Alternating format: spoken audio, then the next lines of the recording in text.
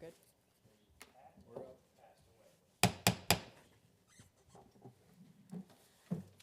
The meeting of the Somerville Planning Board for March 26, 2025 will please come to order. Adequate notice of this meeting, as required by the Open Public Meeting Act, has been provided. A copy of the notice specifying the date, time, and location was 1, published on the Courier News, posted on the bulletin board outside of Borough Hall, and 3, posted to the municipal website, and 4, given to the clerk administrator. This meeting is a judicial proceeding. Any questions or comments must be limited to the issues the board may legally consider in reaching a decision, and the decorum appropriate to a judicial hearing must be maintained at all times. Roll call. Andrea Dare. Here. Chris Addix. Here. Art Akins is excused. Larry Cleveland. Here. Jason Kraska. Here. John Manilio. Here. Barry Van Horn is also excused. Mayor Gallagher. Here. Councilmember Vroom. Here. Chairperson Warner. Here. Please stand for the pledge.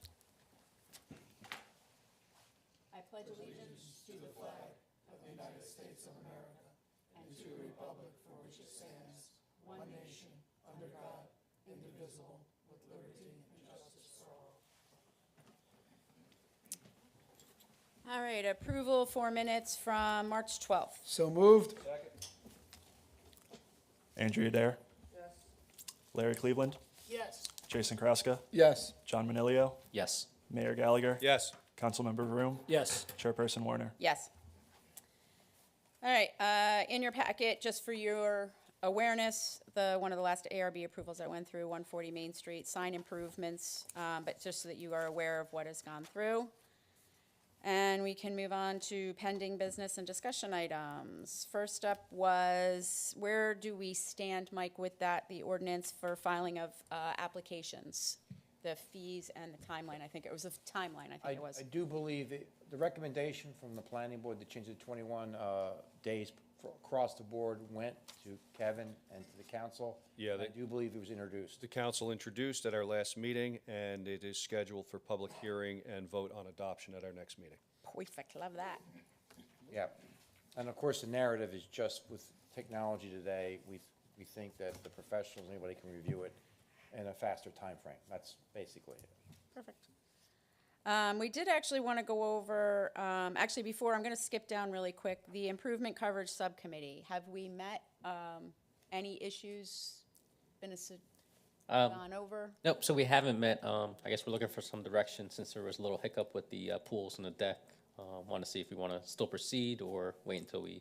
So one of the things I know we had some conversation, I think one of the things we wanted to focus on, or at least I know, not I think, is looking at certain areas throughout the borough where we have, let's say our residents are put in a position because they've inherited certain things due to, let's say, I want to say historical relevance to a place because it's been there forever, right? They inherited whether it was impervious surfaces, whatever that may be, gravel, driveways, pavement, right?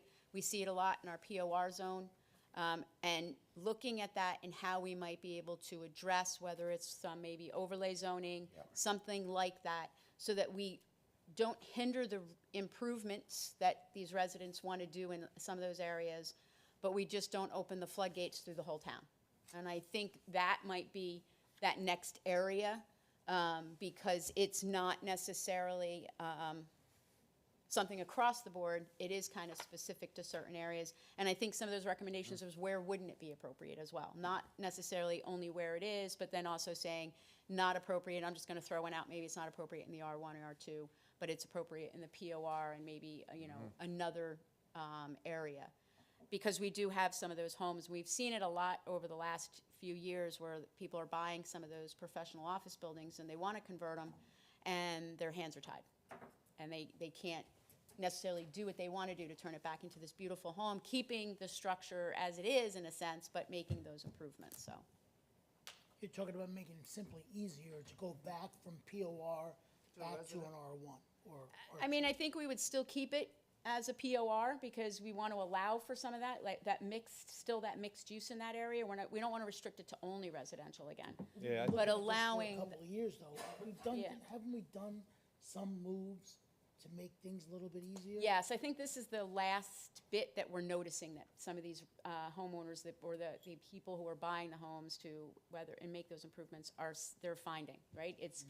It's those things we don't really think about when we're like, yes, we're all for you improving and bringing back this beautiful home that was there instead of an office building. Not that the office building wasn't nice, but trying to make it more of a residential feel, their hands are tied because they've inherited certain things that go along with the property.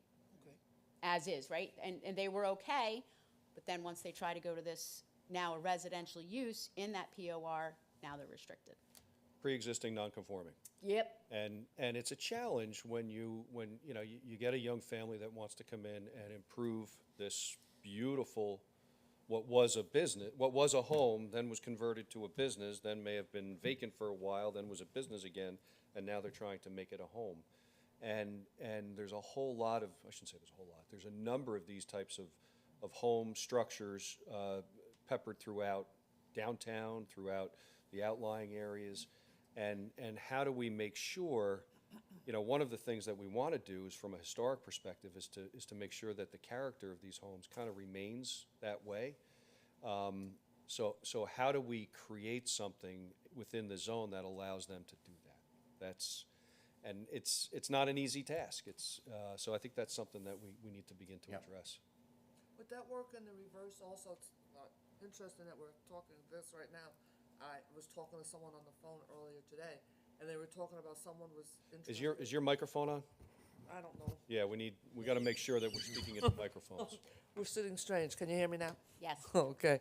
So I was having this conversation with someone, and the question came up that they potentially had a client that wanted to purchase a home but turn it into a business, and it's here in the borough. But one of their issues is that they wouldn't have parking. Yes. So would that be a consideration also? Because if you're changing from a home where you don't need as many parking spaces as you probably would depending on the type of business. I think that, it can be looked at. I think that is more of, that's really trying to adjust to a change of use, and it maybe not be allowed in that residential area. So let's say it isn't allowed. I think that is kind of separate because it's not they haven't inherited a non-conforming. They're actually asking for a total change, right? This is something where in the POR, residential is allowed, but based on property, because it was a business before, they get restricted on the previous use, which was also allowed. So they're both uses are allowed, but they're inheriting, once they go to the other use that's allowed, a non-conforming. Okay, so you do have a business that is there. So Oh, okay. it's right next door to a business, actually. So Yeah, I think it's zone dependent. That's, yeah. Yeah.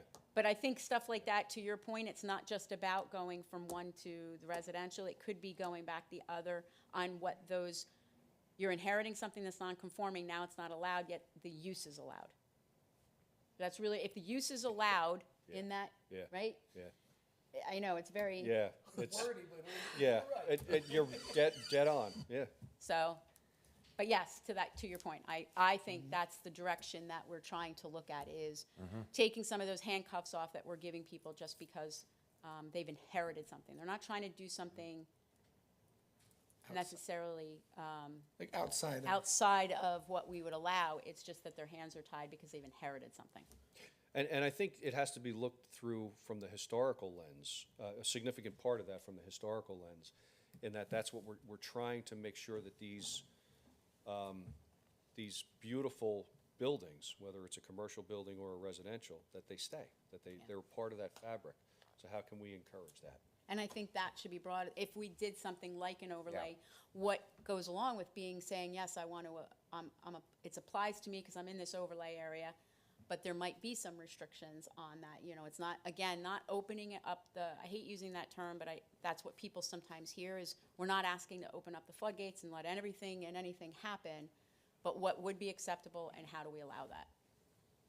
Yep. And I think one of the things I don't want to forget also, because some of these properties inherit this too, is about the ancillary structure. So I think also looking at ancillary structures that are on those properties and what may or may not be allowed with those ancillary structures. Yeah, so a great example is right next to West End Hose. So if you're in the back parking lot, adjacent to the left, there is an ancillary structure. It's an old barn, an old carriage house that was converted into an apartment. And it works. So I don't know that anything that we do right now would allow for that. So I think if you look in that corridor, does it make sense to do something along those lines in that downtown area where you may have ancillary structures? And I know it's some topic that for affordable housing that we've begun discussing, and I think we've kind of angled it towards, it really is not from an affordable perspective, it's more from a zone perspective. And But I whether think that's- as a side effect or not intending, not consequence isn't the right word, but side effect of it is it could be something that's more affordable that you can't build anywhere else. Correct. Doesn't have to fall under the guidelines of affordable, and we take credit for it, but it could be something that would Yeah. allow for some more quote-unquote affordable rentals throughout. Yep. Right. All right? Got that, John? Sorry, John. All right, next was, we put on here, I wanted to start discussing, we do have up that we need to start reevaluating our redevelopment plans, the master plan, and our zoning. So zoning in general, we've talked about this in pieces, but as a whole, we need to somehow come up with a plan to look at all of our zoning, make sure it's still appropriate, what adjustments may or may not need to be looked at, maybe tweaking in some of our zoning. So Yeah, the council gonna say, made I'm the gonna turn it official, over to yeah, the mayor. the council made the official referral back to the planning board to begin this process. So I think one of the first things we have to do, and we don't have to discuss this tonight or come to a solution tonight, is identify within our redevelopment plans, our master plan and our zoning, what comes first, the chicken or the egg? So we have to kind of create a framework for which areas we want to tackle first. Is it master plan, and then from that, we filter down into the redevelopment plans and then the zoning? Is it a top-down or bottom-up, or do we come at it from the middle? So, and I think that's a good spirited discussion for our next meeting. Yeah. Probably when we have most everybody here. Yeah. But start thinking about that, how best you think it would be to approach, all of our redevelopment plans, and zoning and master plan, so. EV charging stations, we're just going to hold off for now on those conversations since we have an open application that relates to that. I know we had these discussions in the past, but we will hold off for now. And then lastly, just an affordable housing update for the board, Mike? Yeah, real quick, the outline is basically done, and it seems to be, the concept seems to be the direction the borough wants to go. So now we're just gonna fill the details in.